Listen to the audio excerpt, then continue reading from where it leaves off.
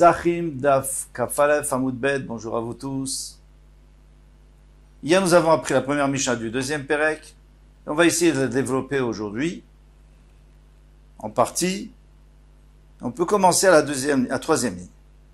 Mutar Ba'ana. Donc on a appris hier que au moment où on peut manger, c'est-à-dire la 5e heure, pas d'après Rabbi Meir, ça va pas d'après Rabbi Yehuda, à la 5e heure on peut manger. C'est aussi Mutar Ba'ana, on peut aussi en profiter, donner aux animaux, le vendre, etc. Pshita, c'est évident. Si tu peux le manger, Kalvar Chomer, à plus forte raison que tu peux en profiter. Parce qu'il n'y a pas plus grand profit que de manger. Non, Sricha, il faut l'enseigner. Shecharako Kodem Zmano. En réalité, avant que ça soit interdit, il l'a brûlé. Mais il s'est arrêté au milieu. Donc maintenant, déjà, on peut plus utiliser, on peut plus le manger. On peut non plus, ça pue la forme qu'il avait avant. Mais on peut encore l'utiliser pour chauffer des plats, par exemple. Est-ce qu'on pourrait faire ça l'après-midi, après le temps du Issou? Eh bien oui. Et comme Hashman, ça vient nous faire entendre d'Amarava, parce que Rava dit, Charako, Kodem Zemano, si avant que ça soit interdit, il a brûlé, Mutar, Be'ana, Fil Chazmano, il peut en profiter même après son temps. Donc c'est ça le chidouche que Mutar Be'ana, pas pendant la 5e heure, pendant la 7e, 8e heure. S'il avait brûlé avant. Prochain morceau de Mishnah, Avaz Mano Asur Be'anato.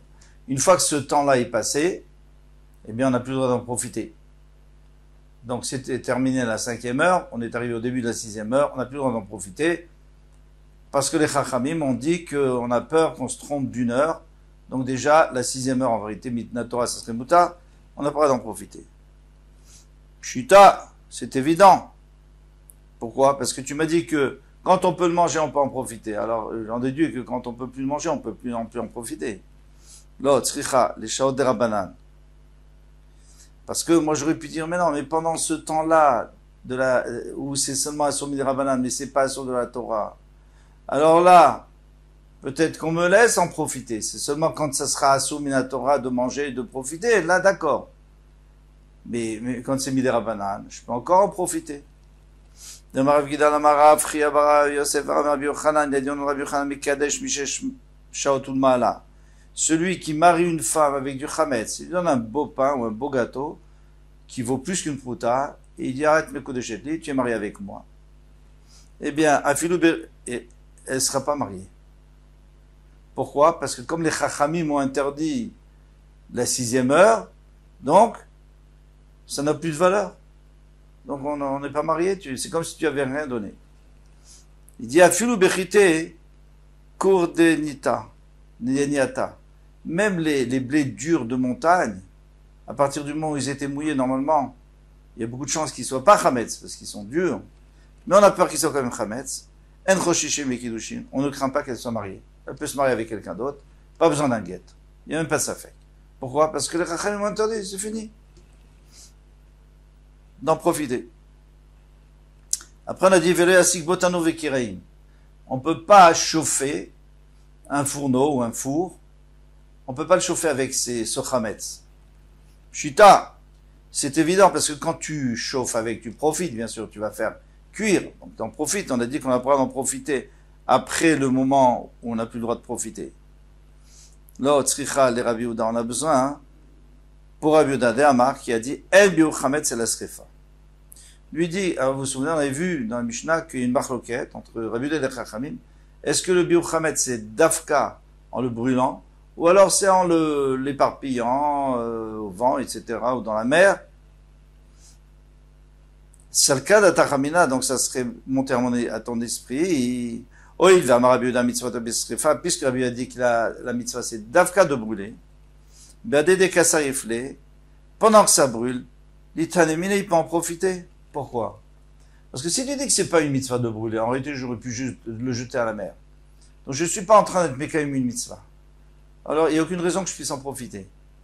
Mais on a vu dans d'autres endroits que les choses qu'on doit brûler, que c'est une mitzvah de brûler, eh bien on peut en profiter. On peut profiter par exemple de la cendre et tout. Pourquoi? Parce qu'on a accompli la mitzvah. Alors ici aussi j'aurais pu croire que quand on a accompli la mitzvah, On a commencé à l'accomplir et de toute façon maintenant on ne peut plus la manger. Le chametz est plus valable. Donc je peux, même avant qu'il soit complètement brûlé, je peux en profiter. Comme Hashmalan, qu'on n'a pas le droit d'en profiter. Tant que c'est pas vraiment de la poussière, ou plutôt de la cendre, on n'a pas d'en profiter. Parce que finalement c'est du chametz quand même. Qui dit qu'on doit le manger? Profiter aussi, c'est assour. Amar Cheskia. Maintenant on passe à autre chose. Cheskia dit, Minayin le chametz bepesach chez assour be'ana. D'où sait-on que le chametz à Pessah est interdit, on n'a pas le droit d'en profiter? Qui dit? De la Torah, je parle même pas des Rabbanan. Qui dit qu'on n'a pas le droit d'en profiter? Il y a écrit, vous mangerez pas. Il n'y a pas écrit, vous n'en profiterez pas. Alors la Gemara répond, elle dit, chez Nehemar, lo yachel chametz, ne sera pas mangé le chametz. Lo yebo eterachila, il n'y aura pas de permission de le manger. Alors qui dit qu'on n'a pas d'en profiter?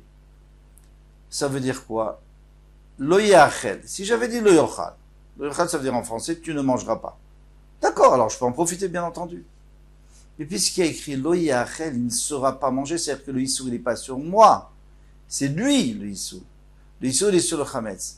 Alors c'est pour ça que la Gemara nous dit, lo yebo eterachila, même n'importe quoi qui ressemble à une achila, c'est-à-dire le chametz lui-même, il est 100% assourd. Tu peux même pas en profiter. La raison pour laquelle on sait que le profit est interdit, parce qu'il y a écrit lo yachel chametz. Alors katav lo yachel, mais si ce n'est pas écrit lo yachel, si par exemple c'est écrit lo yochal, ava amina isur achila, mashma, isur ana lo mashma. Donc moi j'aurais dit, on peut pas manger, mais on a tout à fait le droit d'en profiter. Et c'est comme ça qu'ils pensent. Au pliga de Rabbi Avaou, mais la marquette avec Rabbi Avaou, il faut bien comprendre ce Rabbi Avaou, parce qu'on va en parler là encore longtemps. Dans Rabbi Avaou lui dit, Kol makom shenemar lo yachel, dans tout endroit où il y a écrit, il ne sera pas mangé, mais pas seulement, il ne sera pas mangé, l'otocha, tu ne mangeras pas, l'otochel, vous ne mangerez pas. Donc, echad isur achila, vechad isur ana mashma. Ça sous-entend que même en profitant, on n'a pas le droit. Donc c'est contraire à ce qu'il a dit Rava. Pardon, Chizkia. C'est contraire à ce qu'il a dit Chizkia. Chizkia a dit seulement lo yachel, parce que c'est passif, c'est-à-dire qu'il ne faut pas qu'il soit mangé, ou qu'on en profite. Mais lui il dit que même si on dit l'otochal, c'est toujours asur be'ana. Ad she'ifaret lecha katuf, bederech shepiret lecha ben nevela. Jusqu'à ce que le pasteur qui vienne et te dise non, tu sais, tu as le droit d'en profiter. Comme dans l'histoire de la nevela, la dépouille. Donc là, la vache, l'animal qui était mort sans shrita. Détania, parce qu'on enseigne une braïta, l'otochelu kol nevela. Vous ne mangerez pas nevela. Vous ne mangerez pas de dépouille. D'accord, c'est normal. Mais pourquoi le pasuk rajoute les goy asher bisharecha titnena v'achala. Tu donneras au goy qui habite parmi toi, dans ton pays. V'achala, il le mangera. Au machor, les nochi, tu peux vendre à un goy, vegomer, etc. Alors, il y a deux sortes de goyim. Il y a le goy qui habite avec toi, ça veut dire qu'il a pris sur lui de ne pas faire avodah zara. Il mange des nevelotes et très fort, il mange pas kasher, mais sur lui, il a pris de ne pas faire avodah zara, donc il vit avec toi. Il a le droit. Maintenant, ce qu'on appelle un guerre, on appelle ça un guerre toshav, qui habite avec toi. Donc qu'est-ce qu'on nous dit ici dans le Gemara? En yela les guerres benetina, venochi bemechira. Donc qu'est-ce que le passage nous dit? Qu'au guerre, on lui donne, et au goy, on lui vend. Les guerres bemechira, mais est-ce qu'on a le droit de vendre la nevela aux guerres? Minaïn, d'où sait-on qu'on a le droit? La guerre, alors on va un peu déplacer la virgule du pasouk. Au lieu de dire aux guerres tu donneras et au goy tu vendras, on dit aux guerres tu donneras, au machor ou vendras. Donc tu as déplacé de deux mots. Tu as dit au machor, on s'arrête là. Et après on continue le pasouk. La nochi benetina minaïn. Maintenant, alors, le goy, d'où je sais qu'on peut lui donner? Talmud lomar, titnena, ve'achala o machor lanochi. Alors là, tu déplaces la virgule avant, deux mots avant, et tu dis titnena ve'achala, tu as le droit de donner à manger, ou à qui, au goy, pas au guerre, au mechol lanochi, ou vendre au goy. Ça dépend toujours où on met la virgule. Normalement, il n'est pas logique de déplacer la virgule quand ça t'arrange et de la redéplacer quand ça t'arrange pas, mais on a le droit de faire ça. Pour une dracha, on a le droit de le faire. Donc on commence le début du passouk, on parle du guerre, et on va jusqu'à presque la fin, on nous dit qu'on a le droit de vendre, du donner. Et après, on reprend le passouk, on regarde la fin du passouk, et on commence à partir presque au début, on a le droit de lui donner et de lui vendre. Nimtset Omer, en moment, il se trouve que tu dis, Echad guerre, soit un guerre, donc un guerre toshav, Echad nochi, soit un goy, ben bemechira, ben netina, tu peux lui vendre, ou tu peux lui donner des Rabbi Meir. Donc, d'après Rabbi Meir, il n'y a pas de problème. Tu peux profiter comme tu veux. Rabbi Yehuda Omer, Dvarim Kitav, Rabbi Yehuda, il dit non, il ne faut pas déplacer la virgule. C'est comme c'est écrit, il faut garder. Les guerres benetina, aux guerres, tu peux lui donner, benenochi bemechira. Et le goy, tu lui vends.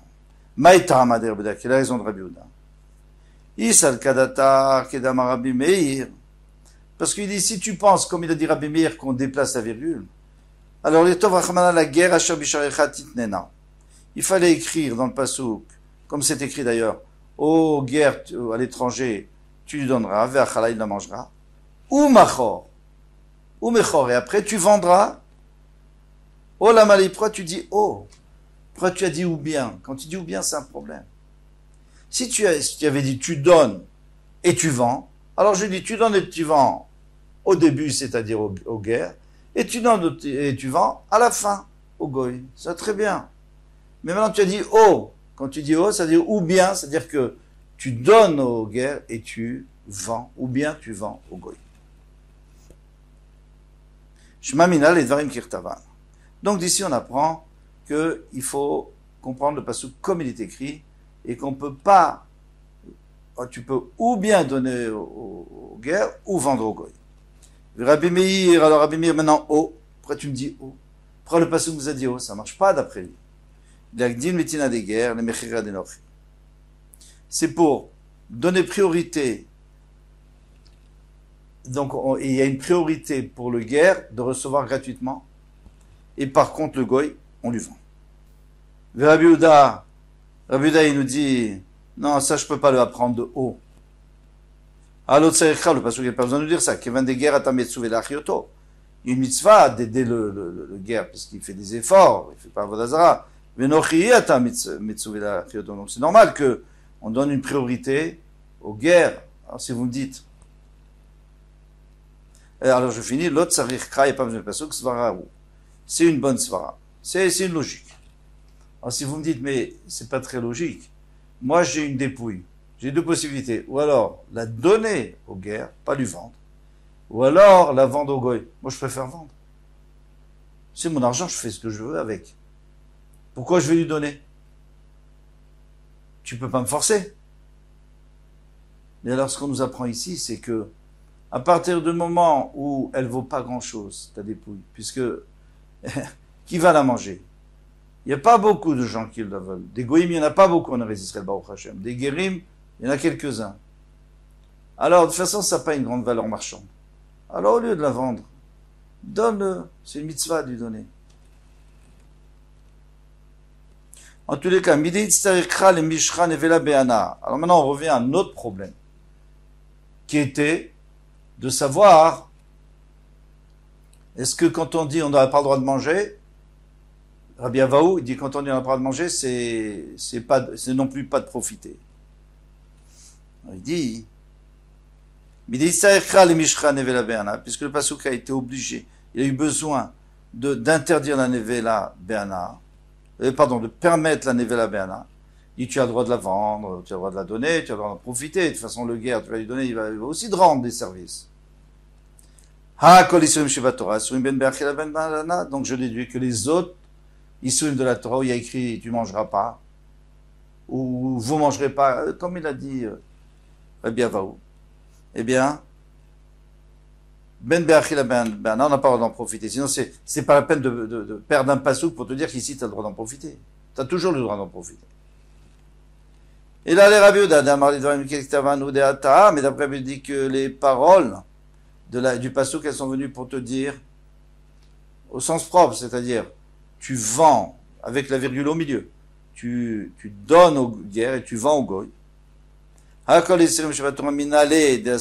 d'où tu peux apprendre ici qu'ils sont Asurim Be'ana, puisque on vient t'apprendre un chidouche ici, c'est pas qu'on vient t'apprendre que tu as le droit d'en profiter. Peut-être que partout j'ai le droit d'en profiter.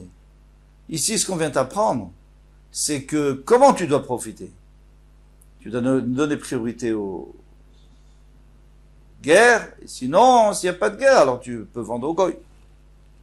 Mais en tous les cas, on ne peut pas apprendre d'ici ce que Rabbi Avarou voulait dire que dans tout le reste, c'est Asur Be'ana. Non, ça peut être permis Be'ana, ici c'est spécial. Nafkale mila kelev tashtichunoto. Eh bien, on apprend parce qu'il y a écrit la kelev tashtichunoto. La nevela, tu devras la jeter, tu la jetteras au chien. Tournons la page. Oto atamashich la kelev. Puisqu'il y a écrit oto, c'est-à-dire cette tréfa, cette viande qui est taref, oto atamashich la kelev.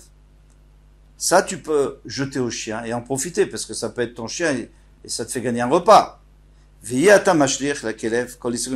tu peux pas jeter au chien tous les autres issues de la Torah. Donc ici, on apprend que qu'il y a que ici qu'on a le droit. Mais normalement, tous les issues de Torah, eh bien, sont asurim be'ana. Voilà, on va s'arrêter là. Et ça confirme les paroles de Rabbi Avarou. Kol Tuv, à bientôt.